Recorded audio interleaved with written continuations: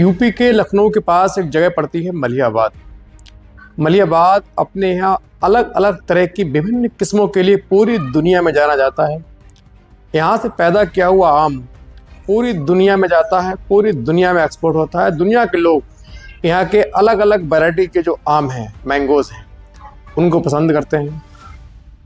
आज की जो हैरत अंगेज सनसनीखेज घटना है उसी मलिहाबाद की है। मलिहाबाद में एक महिला होती है, 25 वर्षीय महिला। उसकी एक 7 वर्षीय पुत्री सरिता होती है। इस महिला के जो पति हैं वो महाराष्ट्र के मुंबई में रहकर काम कर रहे होते हैं। पत्नी और बेटी यहाँ अकेले रहती हैं। इस महिला के पति का एक रिश्ते का भतीजा, नाम होता है विकास। ये महिला के अक्सर आता जाता रहता था। इसी दौरान दोनों में जो नज़दीकियां हैं बढ़ने लगी। दोनों में प्यार हुआ, फिर उन दोनों के बीच जिस्मानी संबंध बने। अब पति की गैर मौजूदगी में दोनों आराम से पति पत्नी की तरह रह रहे थे। रात को आता जो युवती गीता है गेट खोल देती है। सुबह के यानी रात के आखिरी पहर को विकास, जो लड़का है जो रिश्ते में इस युवती का भतीजा लग रहा था, विकास निकल जाता। इनका यह खेल लगातार चल रहा था, लेकिन धीरे धीरे पति को इसकी सूचना हुई, क्योंकि इश्क और मुश्क छिपाए नहीं छिपता। पति को सूचना हुई तो पति ने फ़ोन किया। उसके बाद बहुत डांटने डपारने के बाद जब मोहल्ले में फजीयत हुई, लोगों को मालूम चला, तो युवती ने इस व्यक्ति से, विकास से, अपने जो रिश्ते हैं वो ख़त्म करना शुरू किए, दूरियां बढ़ाई। जहां एक और पूरे दिन में 20 बार कॉल होती थी, पूरी रात ये फ़ोन पर बातें करते, दिन में कई बार बातें करते। अब एकदम युवती ने जब इससे बात करना छोड़ा तो ये बिल्कुल बिलबिला उठा। इसको लग रहा था कि शायद इसकी नज़दीकियां कहीं और बढ़ रही हैं, मुझको धोखा दे रही है। 4 साल तक इसके साथ रिश्ते में रहने के बाद बिल्कुल इसको अपनी पत्नी बनाकर रख रहा था। अब एकदम से दूरी जो बनी तो उसको बेचैनी हुई। अचानक अभी 15-16 जनवरी 2025 की रात ये पास जो युवती गीता है उनके मकान के पास बिजली के पोल के सहारे उनकी छत पर आता है, नीचे उतरता है। इसी दौरान हड़बड़ी में कुछ सामान करता है। अंदर सो रही गीता की आंख खुलती है, वो फौरन गेट खोलती है रूम का।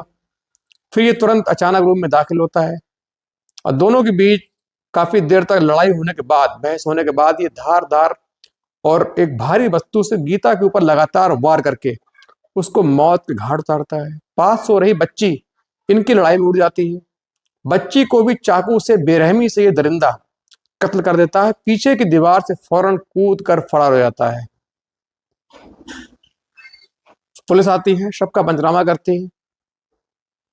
उसके बाद कड़ी से कड़ी जोड़कर सीढ़ियां निकालकर पूरी तहकीकात करने के बाद इस प्रेमी यानी इस मृतक युवती गीता का भतीजा लगने वाला प्रेमी विकास पकड़ा जाता है। बहुत जल्द अपनी पूरी जो घटना है इसको पुलिस के सामने बयां कर देता है। आइए जानते हैं क्या है पूरी घटना, कैसे घटी और क्यों इसने अपनी चाची रूपी जो प्रेमिका है उसकी बेटी को उतारा मौत के घाट। दरअसल ये जो सनसनीखेज हैरत अंगेज दास्तान है, इसकी शुरुआत होती है अब से ठीक 5 साल पहले लॉकडाउन के समय। लॉकडाउन जिस समय पूरे विश्व में, दुनिया में त्रासदी फैली हुई थी, त्राही त्राही मची थी। रोजाना लाशों के ढेर निकल रहे थे। पूरी दुनिया डरी हुई थी, सहमी हुई थी। तमाम लोग अपने अपने घरों के अंदर कैद थे। सारे काम धंधे बंद थे। उसी वक्त ये जो मृतक गीता है, इनकी उस वक्त उम्र रही थी 20 वर्ष। इनकी बेटी की उम्र थी 2 वर्ष। गीता, उनका पति, उनकी बेटी आराम से मलिहाबाद रह रहे थे। लॉकडाउन चल रहा था, तमाम जो परिवार है घर में कैद था। उसी दौरान ये इनका इस युवक का रिश्ते का भतीजा विकास, जो एक रेडीमेड गारमेंट की शॉप पर 12,000 पर मंथ की नौकरी करता था, इसकी भी नौकरी गई। इसका अपने चाचा के यहाँ आना जाना शुरू हुआ। चाचा के अनेक छोटे मोटे काम ये कर दिया करता, इसीलिए इसकी पैठ चाचा के यहाँ अच्छी बनी। अक्सर अपनी चाची से बातें करता, बच्ची को खिलाता। धीरे धीरे पूरे परिवार में घुल मिल जाता है और धीरे धीरे वक्त निकलता रहा। लॉकडाउन खत्म हुआ, फिर से लोग रोजी रोटी की तलाश में, काम धंधे की तलाश में देश के दूसरे हिस्सों में जाने लगे। युवक भी, ये जो युवक हैं मृतक गीता के पति, ये भी काम की तलाश में महाराष्ट्र की राजधानी मुंबई पहुंचे। वहां लॉन्ड्री का काम किया, वहीं रहने लगे। वहां रहकर घर के लिए अपनी जो बचत है भेज रहे थे, जिससे गीता उनकी बेटी का गुजारा हो रहा था। बेटी पढ़ने जाती, गीता घर का काम करती। लेकिन जो भतीजा विकास है, ये लगातार गीता के पास आता रहता, उनके बहुत सारे काम कर दिया करता। उनको भी लालच हो गई कि पति के गैर मौजूदगी में बाहर से सामान लाने वाला कोई व्यक्ति, जो लड़का है, मिल गया। इन दोनों के जो ट्यूनिंग है अब आगे बढ़ी, इनके बीच, दोनों के बीच जो प्यार है वो परवान चढ़ने लगा। गीता ने सोचा क्यों ना पति की गैर मौजूदगी में इसको मैं अपना प्रेमी बना लूं, तो आराम से इसके साथ रह सकती हूँ। चूंकि रिश्ते में भतीजा है, रिश्तेदार है, कोई शक भी नहीं करेगा, पति है नहीं, आराम से पति के रूप में रहेगा। उसने अपनी अदाओं को पासा फेंक कर बहुत जल्द विकास को अपने प्रेम के जाल में फंसाया। विकास भी एकदम राजी राजी तैयार हो गया। पर दोनों के बीच एक दौर चल पड़ता है, एक दौर शुरू होता है नाजायज रिश्तों का, अवैध संबंधों का, साथ रहने का। अब दोनों पति पत्नी बनकर रह रहे थे। आराम से विकास रात को लेट आता, पूरी रात घर में रहता, सुबह के जल्दी अर्ली मॉर्निंग में घर से निकल जाता, तमाम गीता के दूसरे काम करता। यहाँ तक गीता पर अपनी पूरी जो सैलरी है, फिर से वो एक रेडीमेड गवर्नमेंट में जॉब करने लगा और फिर से अपनी खर्च छोड़कर बाकी पूरी सैलरी गीता पर खर्च कर रहा था। उसके लिए गिफ्ट ले जाना, कपड़े बनाना, फ़ोन का रिचार्ज करवाना, फ़ोन खरीद कर देना, तमाम दूसरे जो काम हैं उसको अपनी पत्नी बनाकर रख रहा था, उसके पूरे काम कर रहा था। लेकिन कहते हैं इश्क और मुश्क कभी छुपता नहीं। धीरे धीरे मोहल्ले वालों को इनके जो नाजायज संबंध हैं इनकी खबर लगती है। फिर उनमें से किसी एक के द्वारा उसके पति को मुंबई तक ये सूचना भेजी जाती है कि तुम्हारी पत्नी तुम्हारी गैर मौजूदगी में तुम्हारे रिश्ते के भतीजे विकास के साथ अवैध संबंध बना रही है। उसने फौरन पत्नी को फोन किया, पूछा, डांटा डट्टा, काफी फोन पर उनकी हटाक हुई, लेकिन पत्नी ने साफ तौर पर इनकार कर दिया, डिनाई किया कि मेरे उससे कोई रिश्ते नहीं है सिवाय इसके कि वो आपकी गैर मौजूदगी में मेरे घर के थोड़े बहुत काम कर देता है। पति शांत हुआ। उसके बाद फिर से इन दोनों का जो रिश्ता है, विकास और उसकी चाची गीता, अवैध संबंधों का सिलसिला फिर शुरू हुआ।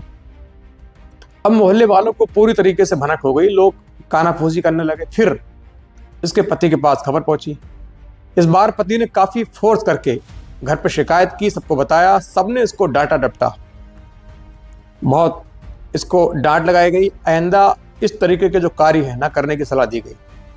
अब गीता ने समझा कि शायद अब मुझे इस पर ब्रेक लगाना चाहिए, क्योंकि पूरा परिवार खिलाफ हो जाएगा तो फिर मैं कहाँ जाऊंगी, पति मुझे छोड़ देगा, ये तमाम जो चीजें हैं उसको अंदर से अब कचोट रही थी।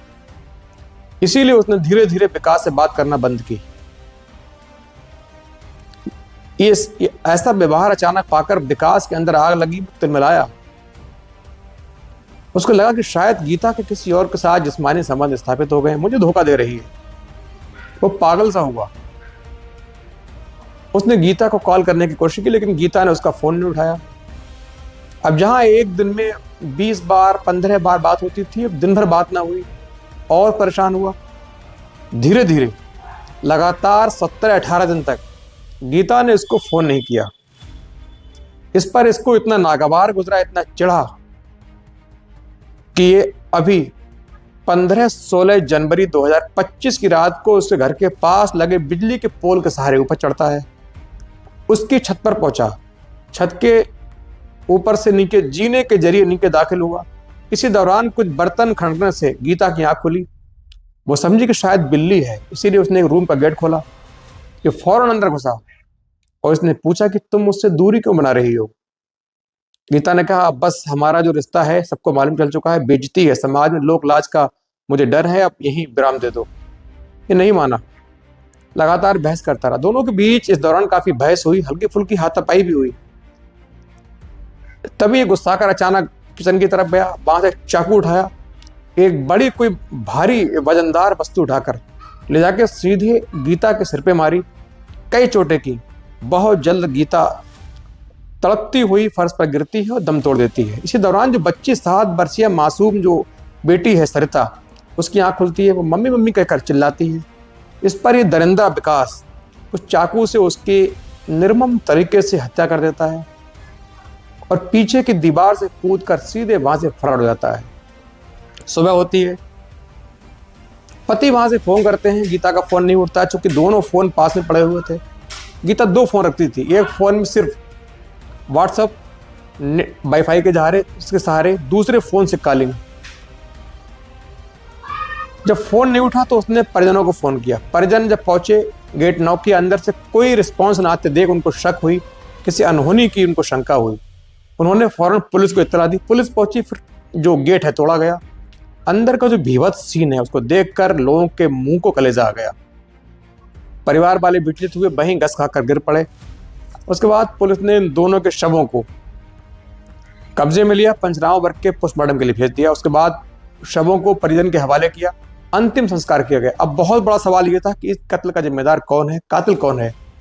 पुलिस के लिए गुत्थी थी कि पुलिस पहली बार में समझ गई थी कि ये मामला लूटपाट का नहीं है, क्योंकि गीता के हाथ में जो रिंग है, गले में हार है, सब पड़ा हुआ था।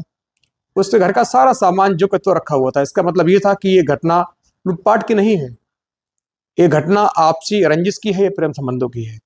पुलिस हर एंगल से जांच कर रही थी, लोकल मुखबिर लगाए गए। बहुत जल्द पुलिस को सूचना मिली कि मृतक गीता का उसके रिश्ते के भतीजे विकास के साथ अवैध संबंध थे। पुलिस ने गीता के जो फोन की सीडीआर निकाली, उस पर पिछले 15 दिन से पहले लगातार 1 महीने में 1691 कॉल हुई थी और फिर एकदम 15 दिन में कोई कॉल नहीं। पुलिस को शक हुआ कि एक महिला जिस व्यक्ति से इतनी बातें करती हो, उससे अचानक बात करना बंद क्यों की। कहीं ना कहीं हो सकता है विकास ही इस घटना का मास्टरमाइंड हो। फौरन विकास को अरेस्ट किया गया। विकास बहुत जल्द पुलिस के सामने टूट जाता है, पूरी कहानी बयां कर देता है। उसके बाद पुलिस ने विकास को दोनों मर्डर के आरोप में संगीन मुकदमा पंजीकृत करके सीधे जेल भेज दिया। और दोस्तों, ऐसी कहानी सुनाने का मतलब किसी को हताश करना नहीं है, बल्कि आपको आगाह करना है, सचेत करना है कि आने वाले वक्त से आप होशियार रहें, सजग रहें, जिससे आप और आपका परिवार सुरक्षित रहे। वीडियो कैसा लगा एक कमेंट करके, क्योंकि इस घटना पर आपको क्या कहना है, कमेंट जरूर करें। यदि अच्छा लगा हो तो चैनल को सब्सक्राइब भी करें।